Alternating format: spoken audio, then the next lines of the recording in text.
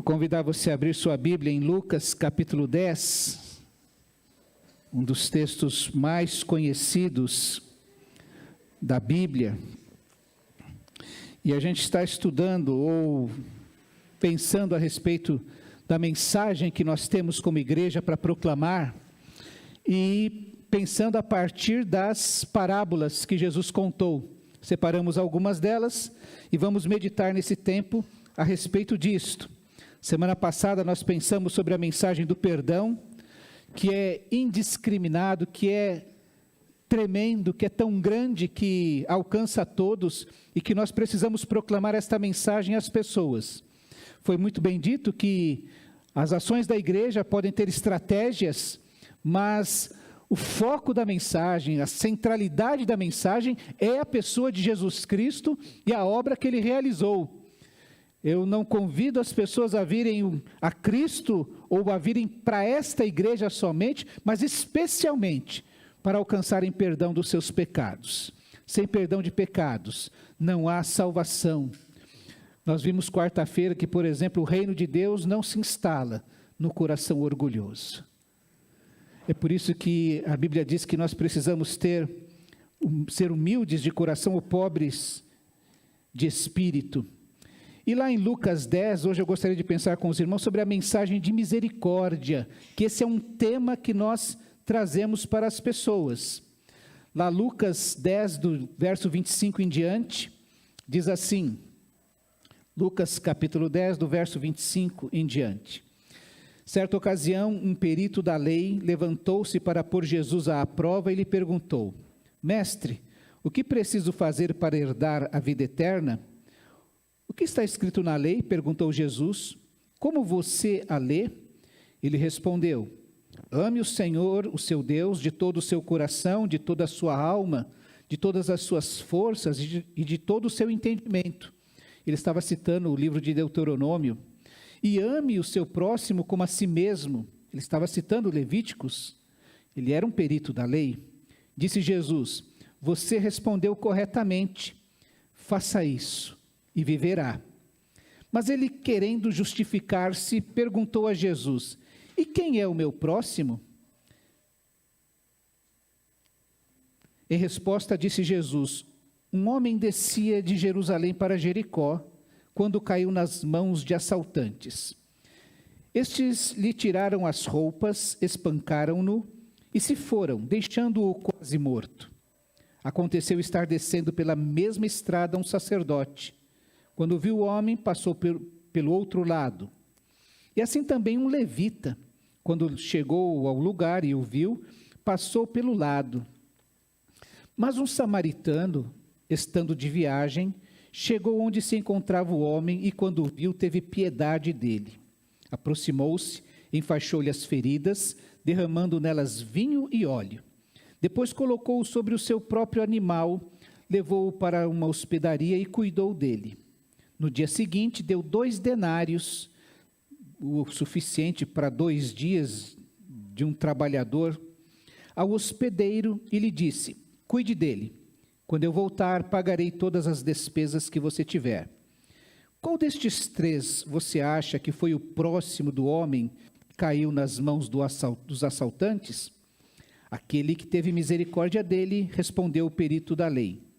Jesus lhe disse, vá e faça o mesmo. A pergunta do perito da lei é, quem é o meu próximo? Ele era um perito da lei, ele queria uma justificativa legal, ele queria uma explicação legal de quem era esse próximo. E na realidade ele queria entender assim, eu devo incluir os não fariseus e os inimigos pessoais? Os fariseus eram uma casta religiosa muito específica dentro do judaísmo, inclusive, e que disputava poder, influência dentro da religião e do Estado que existia com outros grupos. Você vai se lembrar que existiam os herodianos, os saduceus, fariseus, saduceus, herodianos, zelotes, pelo menos, e tem mais um grupo, porque os essênios, todos eles estavam dentro do judaísmo, e os fariseus disputavam com essas pessoas. uns inclusive achando que outros não entrariam no céu de Deus ou não mereceriam ser chamados de filhos de Deus. Os fariseus inclusive ficam incomodados, todo judeu na realidade, mas os fariseus de maneira especial, com aqueles que não eram nem judeus, os gentios, pessoas que não faziam parte do povo. A pergunta do fariseu então é: quem é o meu próximo? Defina para mim quem é que eu devo, a quem eu devo ser o próximo. Mas a pergunta de Jesus, com a qual ele termina esse episódio, é: qual destes três você acha que foi o próximo do homem que caiu nas mãos dos assaltantes? Jesus está interessado na prática e não quem é o meu próximo, mas a quem eu posso ser o próximo. A parábola ensina a misericórdia. A parábola pensa na misericórdia. Eu quero que você guarde isso. Isso me ficou muito claro na minha mente quando eu aprendi que misericórdia é uma junção de duas ideias, de miséria mais cardia, e que misericórdia é quando a miséria do outro dói no meu coração.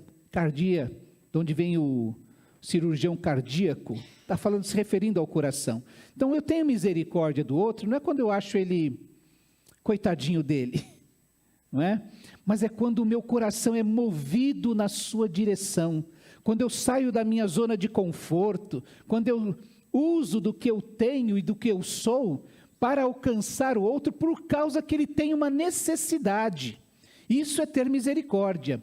Dói de tal maneira que eu preciso ou eu sou movido a fazer algo pelo outro.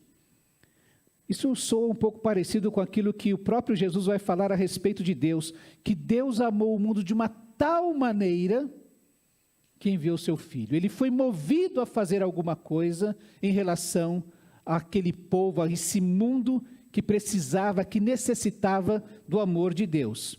É por isso que o homem assaltado, e a gente pensa aqui, o verso 30 diz que um homem descia de Jerusalém para Jericó, quando caiu nas mãos dos assaltantes, e estes lhe tiraram as roupas, espancaram-no e se foram, deixando-o quase morto.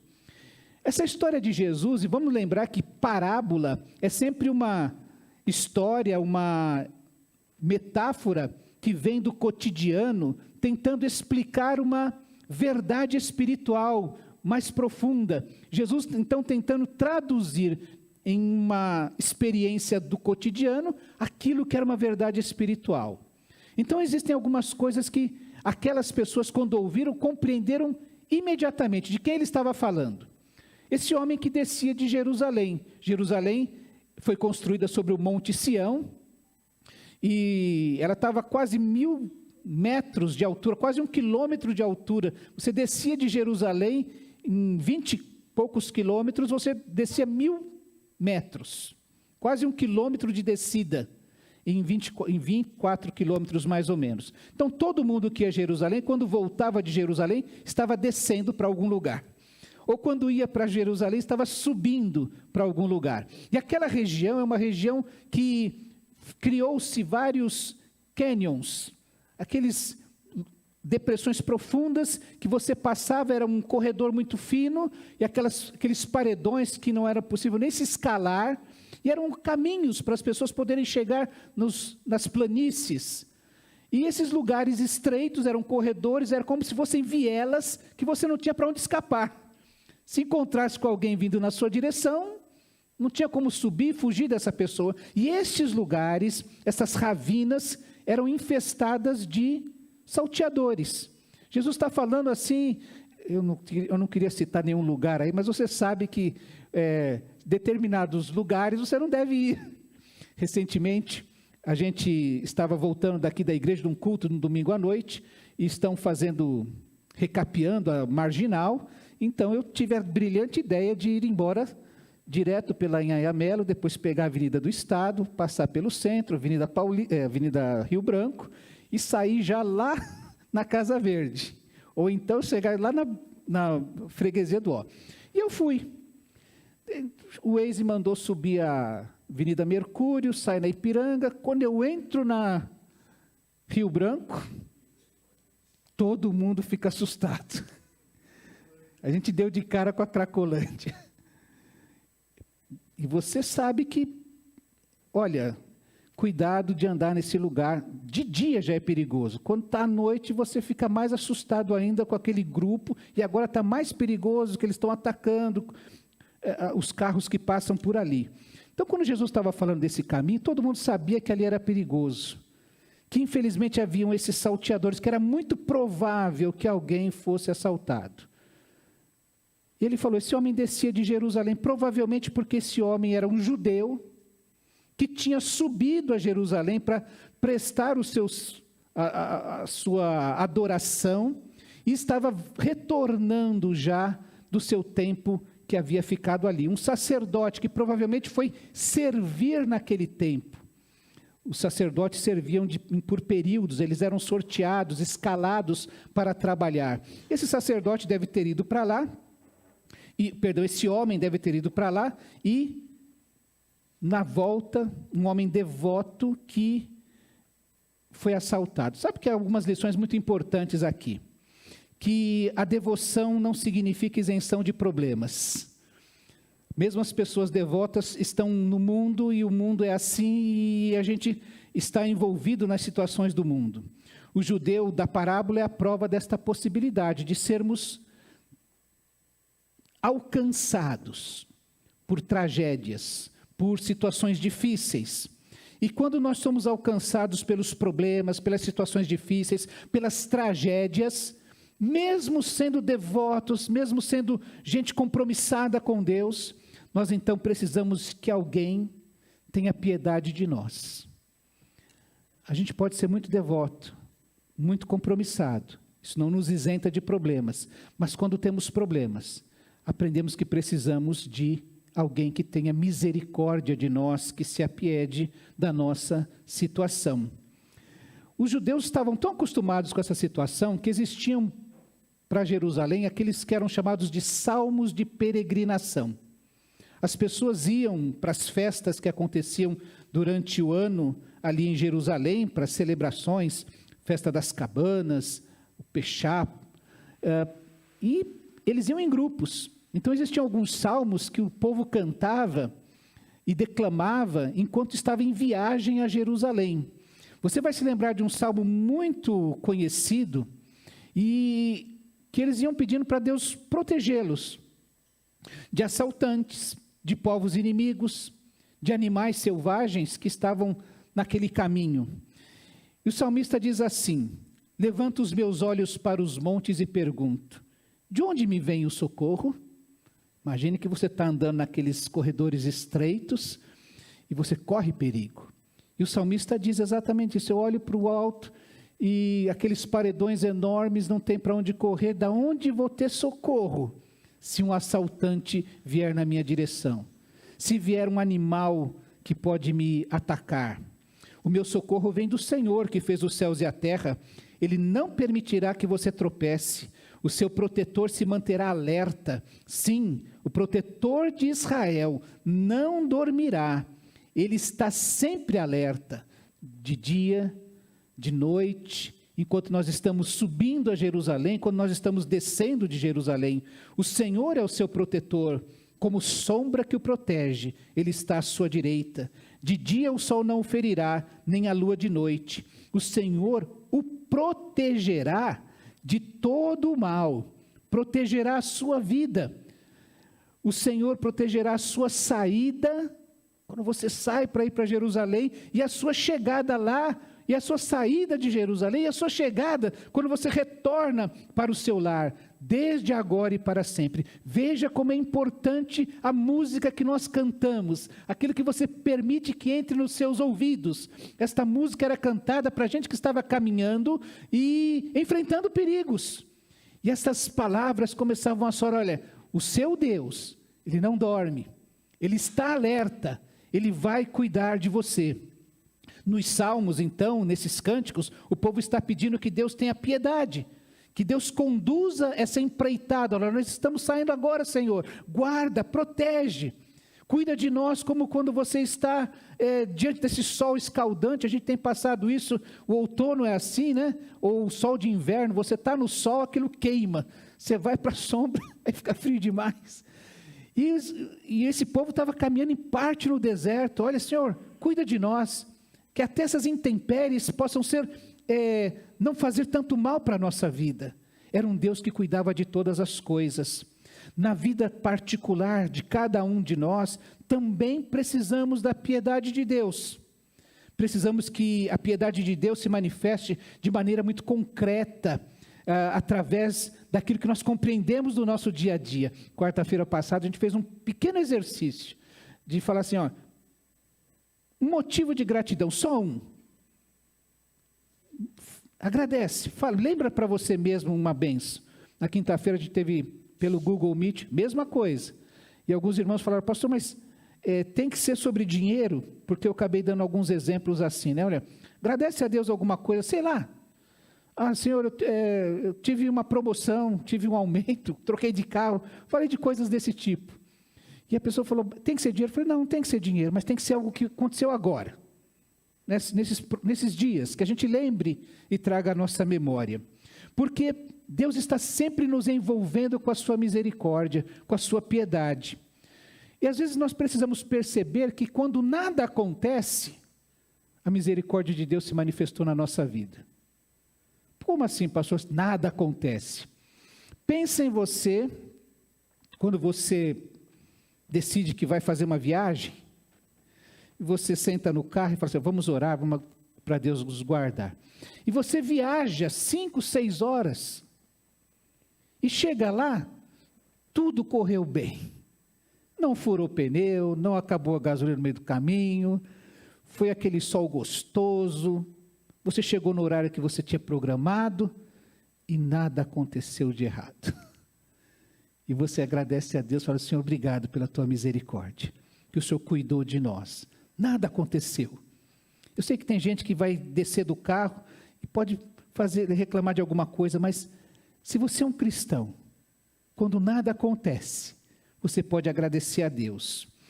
E às vezes quando acontece algo natural, sem nada de espetacular, mas que a gente percebe que Deus também cuidou de nós, trazendo algo que a gente precisava. Pensa num processo de uma seleção para um emprego que é vivido em todas as etapas, sem sobressaltos, e termina aquele processo que é natural, que aconteceria em qualquer lugar, e você termina e fala, poxa, Deus estava cuidando, aconteceu algo de especial. Eu me lembro do último emprego de carteira assinada, antes de deixar a área da carteira assinada para me dedicar ao ministério, que foi um processo que durou uns 3 meses. Isso aí preenchia a ficha, depois fazia entrevista, a gente entra em contato. Demorava umas 2 semanas, 3 semanas, aí liga, queremos que você venha aqui tal dia. E foi indo, até que finalmente você foi o escolhido, você pode começar amanhã. Isso aconteceu, Amanda nasceu na quinta-feira, na sexta de manhã eu recebi essa notícia. E aconteceu naturalmente, porque todo mundo fazia processo dessa maneira. E eu pude agradecer a Deus exatamente porque algo que parece natural aconteceu. E Deus trouxe aquela bênção exatamente no momento que nós precisávamos. E você pode agradecer porque algo sobrenatural manifestou a misericórdia de Deus, o cuidado de Deus sobre a sua vida. Um livramento de um acidente, de não estar no lugar errado, na hora errada.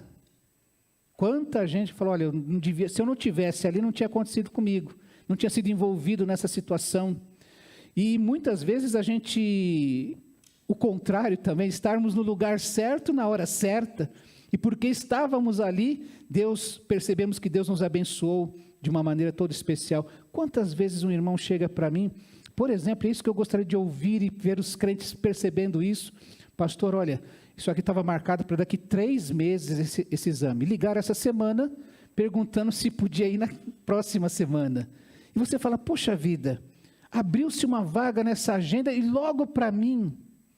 Eu já contei aos irmãos, isso também é público. O pastor Oliveira Araújo era pastor lá da Primeira de Vitória, e ele estava com um problema no coração, no pulmão, que ele adquiriu, uma doença que ele adquiriu nas viagens que ele fazia pelo Brasil, promovendo missões nacionais. Ele precisava de um transplante de pulmão. E foi o Brasil Batista inteiro orando por ele. Até que, orando por e surgiram mais de uma dezena de pulmões para fazer aquele transplante. Quando chegou a vez dele, ele não teve que furar a fila de ninguém, não teve que atrapalhar ninguém, mas que naturalmente a gente percebeu que Deus, de uma maneira especial, cuidou daquele homem naquele instante. Então, às vezes, Deus faz de maneira extraordinária. A misericórdia de Deus se manifesta na nossa vida, de outras maneiras, de uma maneira muito tranquila.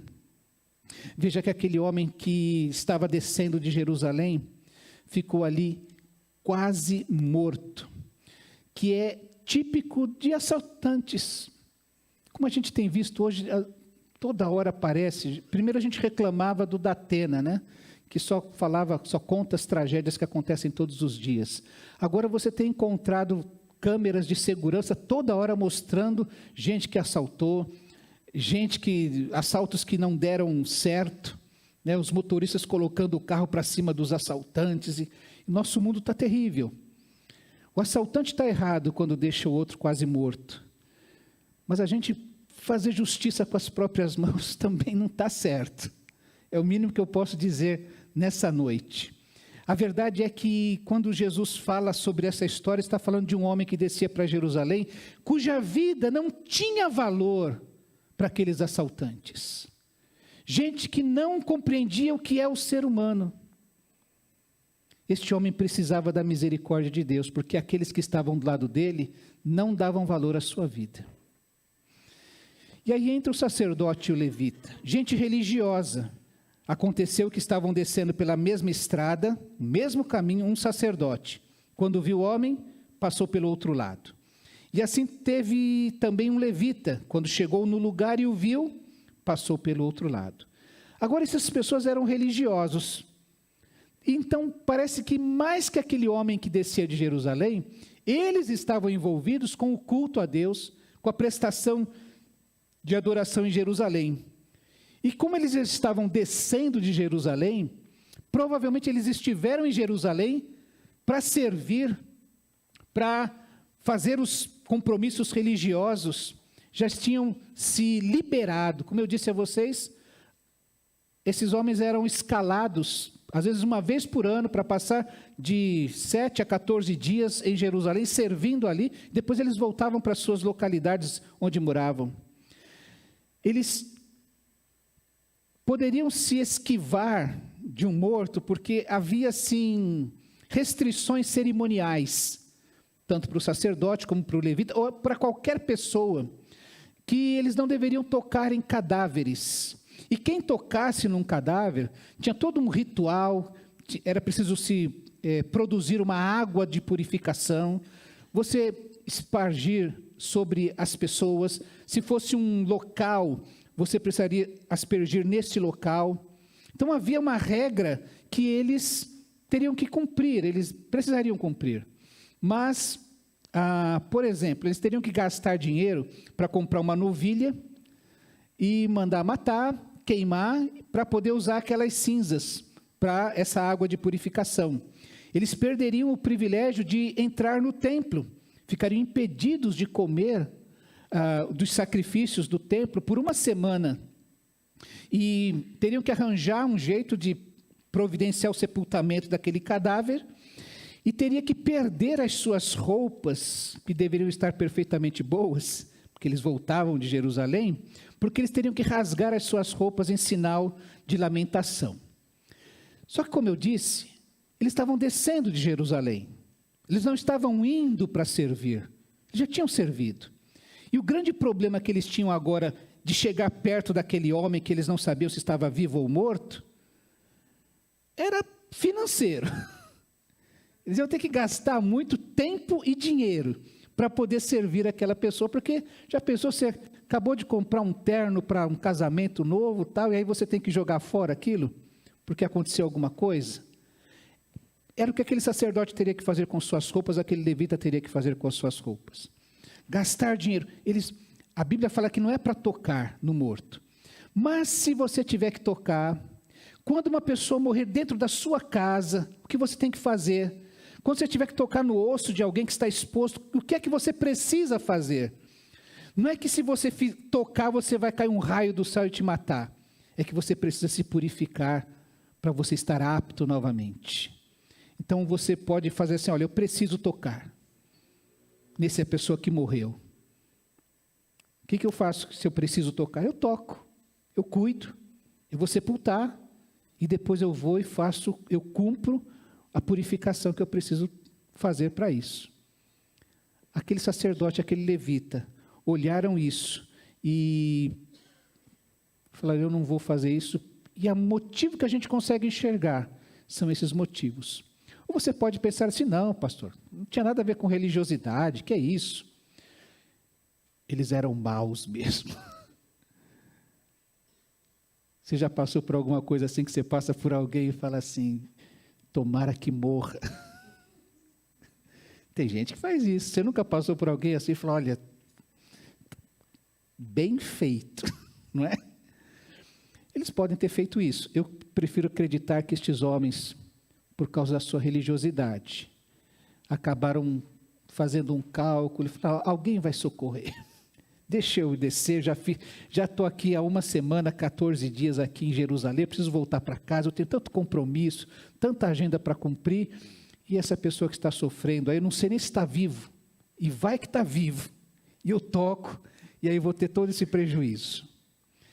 Aí Jesus mostra então que essa religiosidade, que essa falta de misericórdia, acontece. E como eu disse, assim como ser salteador, ou ter salteador naquele caminho, era comum reagir desta maneira.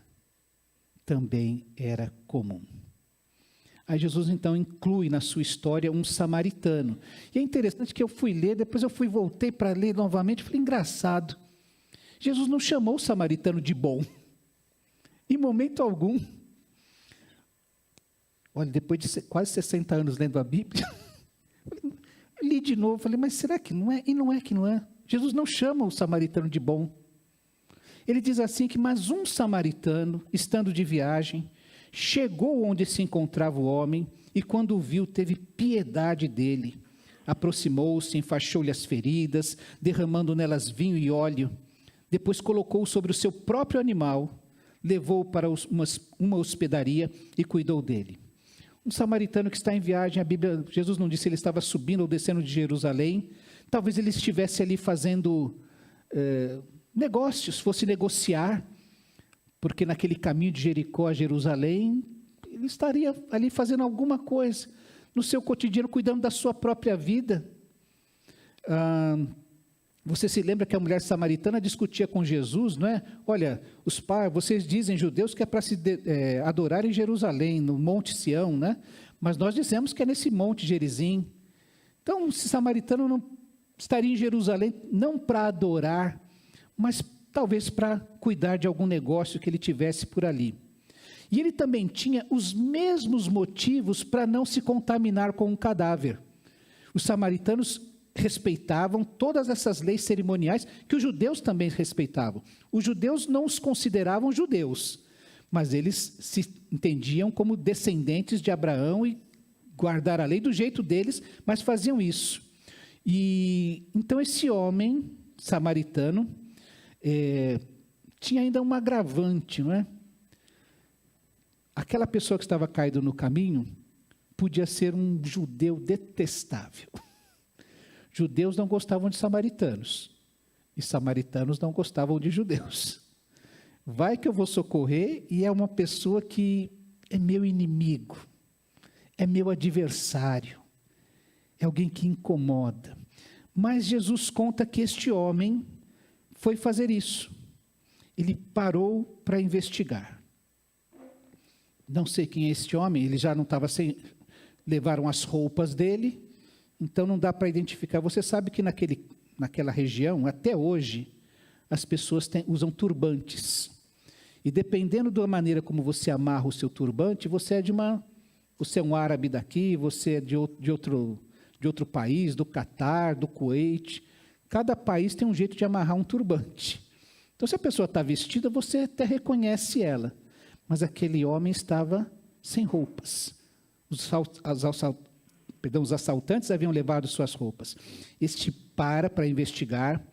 Ele trata das feridas do homem caído com vinho para desinfetar as suas feridas. E depois ele passa azeite de oliva, que era um remédio para suavizar as suas dores.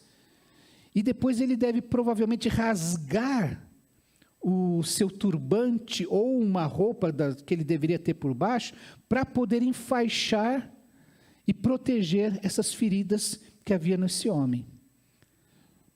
Um turbante não era um negócio barato. Tá? Nenhuma roupa é barata. Imagina naquele tempo, naquelas condições. Depois, ele segue a pé, porque ele coloca aquele homem sobre o seu jumento e vai a pé. Ele dá a melhor condição para a quem ele socorre e corre o perigo de caminhar por aquele vale, por aquela ravina, mais lentamente e se expor mais tempo a assaltantes. E ele vai até a hospedaria, onde finalmente ele deixa aquela pessoa que ele socorre, comprometendo-se a voltar e pagar uma conta sem limites. O que você precisar, você gasta. Quando eu chegar, eu vou te pagar. Então, ele assinou um cheque em branco para o dono da hospedaria. E tem um agravante, irmãos. Ele não tinha esperança de receber ressarcimento algum. Porque os samaritanos não têm direito nos tribunais judaicos. Imagina assim, olha, eu gastei uma fortuna com esse senhor e agora ele não quer me ressarcir. Ele não podia nem pensar dessa maneira. Porque se ele fosse reclamar entre os judeus, ele falava, você não vale, você não conta. Mas esse homem fez voluntariamente, gratuitamente, entregou aquilo que ele tinha. O samaritano, ele era mais um homem entre os muitos que passariam por aquele caminho. O que o tornou bom, então? Por que nós o chamamos de bom? Porque Jesus induziu aquele perito da lei a reconhecer. O ódio entre eles é tão sério que o perito da lei não falou assim, foi o samaritano. Ele fala assim, o próximo foi aquele que usou de misericórdia. Não quis nem usar o nome do samaritano. O que o tornou bom foi a sua capacidade de exercer misericórdia. Muita gente podia ter pensado, eu imagino que eles passaram ali e falassem assim, como a gente pensa nos fleumáticos, né? Passando do lado do homem caído lá e falando assim, alguém precisa fazer alguma coisa. Esse monte de assaltante aqui, alguém precisa fazer alguma coisa, alguém precisa socorrer esse homem, senão ele vai morrer aí, se ninguém fizer nada. Mas ele passa ao largo, distante, espaçando-se deste homem. A misericórdia percebe todos iguais. Ninguém é melhor que ninguém. A discussão que aquele homem tinha, aquele ódio que ele nutria pelos samaritanos, não fazia sentido diante de Jesus. Todos igualmente são necessitados de um próximo, de alguém que os ajude. Por isso que Jesus termina falando, a quem eu posso ser o próximo? Quem é que eu olho e enxergo que necessita de algo em sua vida? Aquele homem estava caído, necessidades físicas. Mas quando você passa por alguém e essa pessoa tem necessidades emocionais, necessidades espirituais. Eu já lhes contei que, certa ocasião, eu era novinho, tinha acabado de pedir Rosângela em namoro, E aí um irmão, Teodoro, liga no meu serviço e diz assim: vem aqui, na hora do seu almoço, quero conversar com você. E aí ele me deu algumas orientações, alguns conselhos a respeito do meu relacionamento com a Rosângela. Ele foi o meu próximo. Eu, graças a Deus, tinha saúde, tinha emprego, estava estudando, mas eu tinha uma necessidade espiritual. Como é que você vai conduzir esse seu relacionamento? E todo mundo é igual. Lembro de uma ocasião, chamei um casal na igreja, uns jovenzinhos, e falei: olha, eu preciso que vocês se comportem dessa maneira. Já que vocês estão namorando, estão ficando noivos, vocês vão se comportar dessa maneira. Mas eu dei uma orientação, eu falei: eu não quero vocês dois sozinhos. E o pastor tinha essa liberdade, né? Não quero vocês dois sozinhos. Tá bom? Aí eles dois olharam para mim assim com aquela cara de: pelo que me tomas? Você está achando que a gente vai fazer o quê? Não é? Eu falei: olha, o pastor não está vendo maldade em nada, só que você é um homem, você é uma mulher. Isso é suficiente. Então eu não quero isso. Era uma necessidade que eles tinham. Então quando a gente olha, você não é, porque você é crente, você é melhor. Você é um homem, você é uma mulher. Então comportem-se dessa maneira para o bem da vida de vocês. A misericórdia percebe todos iguais e igualmente necessitados de alguma coisa. Não sei em que área da sua vida. E a misericórdia ela é exercida quando você faz isso de maneira espontânea, liberal, em qualquer circunstância, como expressão da nossa espiritualidade. Você vai lembrar que a espiritualidade do fariseu, do sacerdote e do levita, elas estavam comprometidas, porque elas não conseguiam expressar misericórdia. Eles tinham um tipo de espiritualidade, eles tinham ido a Jerusalém prestar seu culto a Deus, mas a incapacidade de expressar misericórdia com o outro, tornou aquela espiritualidade doentia, não válida diante de Deus. Já a misericórdia que é exercida como expressão da nossa espiritualidade, eu vou lembrar aqui de um exemplo do pastor Jaime Kemp, quando ele falou sobre o amor autocentrado ou autocentralizado versus o amor outrocentralizado. E eu quero só pensar aqui, ainda que misericórdia seja a dor do outro, que a misericórdia ela não pode ser autocentrada. Ela precisa ser outrocentrada. Quando você tem uma misericórdia autocentrada, você é autocomplacente. Você busca desculpas para os próprios erros e prefere aceitar facilmente os seus próprios defeitos. Você é complacente consigo mesmo, não é? Quando a gente, não sei se você já deu uma rateada ou se você vai trocar a marcha e dá aquela arranhada. E aí, invariavelmente, quem está dirigindo, opa, aconteceu um problema. Nunca é uma falha do motorista ao engatar errado. Mas se é outro, fala, barbeiragem, né? Se é outro que está dirigindo, barbeiro que está dirigindo aí. Você é autoindulgente. Você aceita com facilidade os seus defeitos. Agora, quando você... Isso é ser essa misericórdia. Você é misericordioso com você mesmo. Tudo em você, você entende as suas dores. Mas uma misericórdia outrocentrada é quando a miséria do outro, que está caído, dói no seu coração. Quando o seu coração, a sua existência, é movido na direção do outro. Lembra que o samaritano deu do seu tempo, do seu dinheiro. Se o levita e o sacerdote estavam descendo de Jerusalém e voltando das suas atividades religiosas, o samaritano estava passando por ali, provavelmente para cuidar dos seus negócios. Aí ele parou o seu tempo, interrompeu os seus planos e gastou do seu dinheiro. Se o sacerdote e o levita não queriam gastar com todo o processo de purificação, o samaritano gastou o seu dinheiro para cuidar do outro. A lógica de Jesus é a seguinte: O homem caído está doente, está necessitado. E você precisa perceber a miséria dele, seja física, seja emocional, seja espiritual.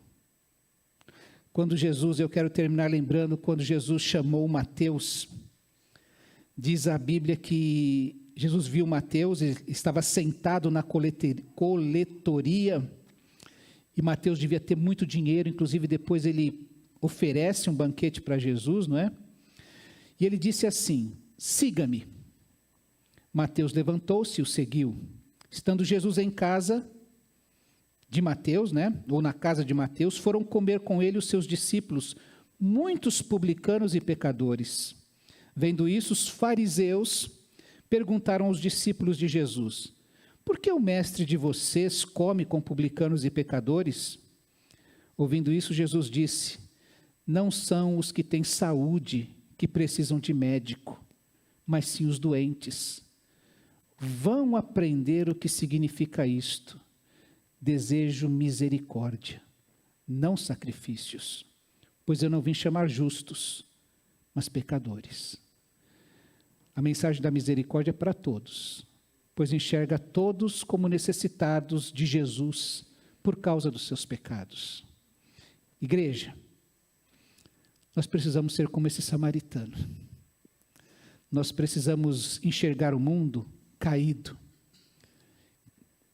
Ainda que outros passem ao largo porque não querem se envolver ou porque outros não enxerguem a situação terrível em que ele está.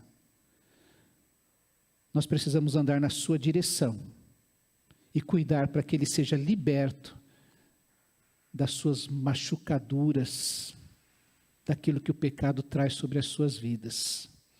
E esse é o nosso desafio, a nossa mensagem de misericórdia.